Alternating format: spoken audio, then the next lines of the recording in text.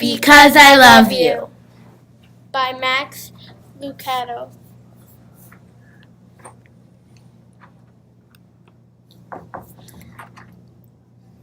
Long ago, in a land far away, unlike you've ever seen, there lived a wise man named Shaddai.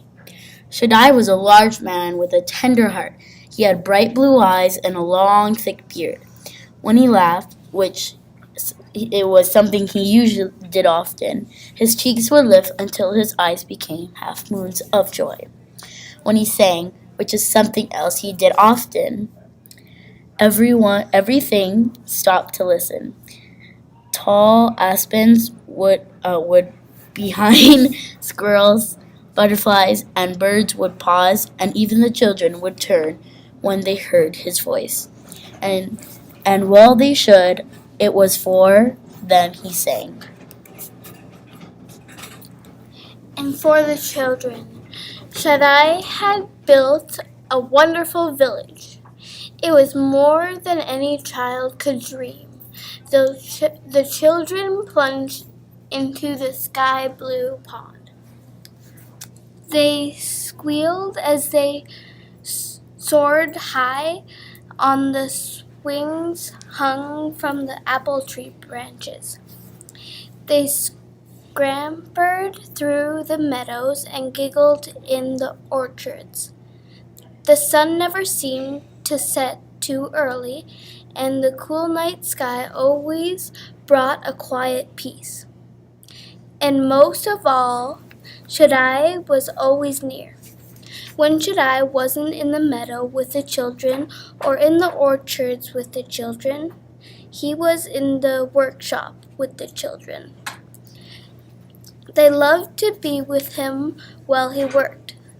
They loved to smell the sawdust, hearing him sing, and watch him carve a chair out of a log or make a table out of a tree. They would gather around him and take turns pressing their tiny hands flat against his great big one. Every night he would gather the children on the grassy meadow and tell them stories. Fascinated, the children would listen as long as Shaddai or their weary eyes allowed. The children loved Shaddai, and Shaddai loved the children. He knew each one by name. He knew everything about them. He knew Lucy loved birds, and Roland feared the darkness. He knew that Daphne was friendly, and Spencer was shy. He knew that Paddin was curious. When one of them called his name, he dropped whatever he was doing and turned. His giant heart had 100 strings, each held by different children. And Shaddai loved each one the same way, and that's why he built a wall. The wall was high stone fence surrounding the village. Shaddai had built it rock upon rock. The wall was so tall it stood high above Shaddai. Even if he stretched his arm high, he still couldn't touch the top of the wall. He spent days building it, and as he built, he did not sing. A deadly forest stood outside the village. As Shaddai built the fence, he would often pause and look into the shadows beyond. Cruel thorns and savage beasts and hidden pits filled of the dark forest.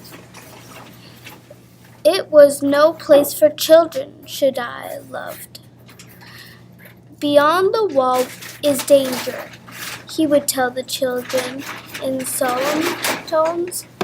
You were made for my village, not for the terrible land beyond. Stay with me. It's safe here. But in his heart he knew it was only a matter of time. The day he placed the final stone on the wall, he turned to his shop. He took a long aspen branch, sat down at his bench and carved a staff. Shaddai stood the staff in the corner. I'll be ready, he told himself. Some later on, a boy ran into Shaddai's workshop. The sandy haired children with searching eyes and restless energy rocked the maker both with joy and concern. Shaddai! In one motion, the maker dropped his hammer and turned. What is it, Padan? The boy in spurts. He gasped of air. The wall. I found a hole. It's an opening, sir. The boy's hand stretched down to show the size. Someone could crawl through it. Shaddai pulled over a stool and sat down. I knew it would be you, Paladin, my child. Tell me, how did you find it? I was walking along the wall, searching for holes. Paladin paused, surprised that Shaddai knew. Yes, I was looking for holes. So you could see out into the forest? I was curious, Shaddai. I wanted to know why you wouldn't let us go out there. Why is it so bad? Shaddai motioned for the boy to come to him. When Paladin came near, the maker cupped the small face in his hands and lifted it so the boy would look directly into his eyes. The urgency of the look caused Paladin's stomach to feel empty. Paladin, listen to me. The lands out there are not for you. They are not for me. A journey into the forest will hurt you. You were not made for those lands. Let your feet carry you to many places you can't go. Not back, not to the one place you can. If you leave here, you will not find a way back. Padan spoke softly. You will fix the hole then. No, Padan. I created the hole because I love you so much. But you just said you don't want us to leave. I don't want you to leave. I want you to stay with me. But I did make the opening in the wall when I built it. But if you don't fix it, said Paladin, the children might leave. I know, Paladin. But I want the children to stay because they want to, not because they have to. Paladin didn't understand. Uncomfortable, he turned to leave. He needed to think about what Shaddai had said. As he entered the sunlight, he looked back into the shop. There sat Shaddai, leaning backward, still watching. Paladin was confused. Part of him wanted the safety of Shaddai's shop, while another part drew him toward the fence. He looked again into the shop. Shaddai was standing now, not moving, but standing. His large hands stretched out to the boy. Paladin turned quickly away as if he didn't see. He walked as fast as he could, aimlessly at first, then purposely toward the fence. I won't get too near, he said to himself. I'll just peek out. Questions came as quickly as his steps. Why do I want to do what Shaddai doesn't want me to do? Why am I so curious? Is it so wrong to want to see beyond the fence? By now, Padan was at the hole. Without stopping to think, he lay down on his stomach and squirmed through the hole far enough to stick his head out the other side. It'll just take a quick look, he told himself. What could be wrong with that? Shaddai said he made the hole because he loved us. I wonder what he's keeping from me. As As if his knees were moving on their own. Padan crawled further. Soon he was through the hole and out the side of the wall. He rose slowly to his feet. For several moments he did not move. He wondered if something would come out of the trees to hurt him. Nothing did. He relaxed his shoulders and sighed. It's not so bad, he said out loud. It's nice out here. What should I worry about? Paladin began walking into the forest. Twigs snapped beneath his bare feet. Sweet flowers scented the air. I don't see any scary creatures, he thought. The trees were so thick he could barely see the sky. Just a few steps into the woods, he said, although aloud, to see what it's like. After a dozen more steps, he stopped. He liked the wilderness. Nothing to fear here. For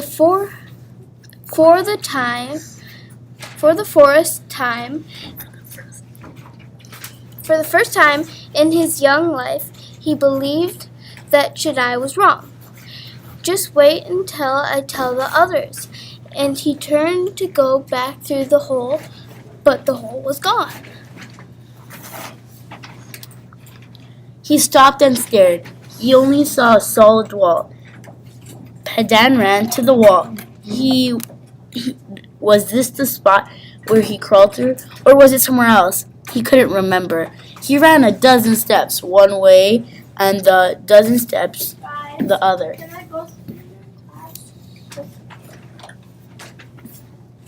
Nothing. Suddenly he heard a strange sound in the woods behind him. He swung around him, but he saw nothing. Padan looked in the forest. Now it no longer seemed friendly. It was dark and threatening, as if it was about to destroy him. Desperately, Padan searched the wall. He couldn't climb over it. He couldn't break through. There is no way home. If you leave here, you will not find a way back. Shaddai's words rang in his mind. The boy's eyes were wide with fear. He sat on the ground and hugged his knees to his chest and began to cry. As Paladin huddled there, lonely and afraid, he remembered something else Shaddai had often said. I love you so much. Does he love me enough to come and find me? Wondered the boy. Will he hear me if I call to him? Shaddai, I'm sorry I didn't listen to you. Please come help me. Paladin's appeal had been heard by the one who loved him, even before it was spoken. For as the boy left Shaddai's workshop, the maker had watched him as long as he could. When Paladin was out of sight, Shaddai turned, not to take up his work, but to remove his apron. He hung his tools on the wall. Then he reached into the corner and took the staff, the one he'd carved after he finished the wall.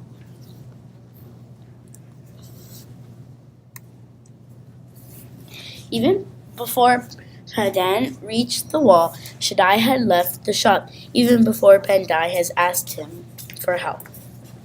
Shaddai was on the way to give it, even before the hole in the wall was closed. Shaddai had opened another. His strong hands pulled away the rock until he could not see in the forest. With his staff at his side, Shaddai crawled through the hole. He left the village he made and searched out for his child. The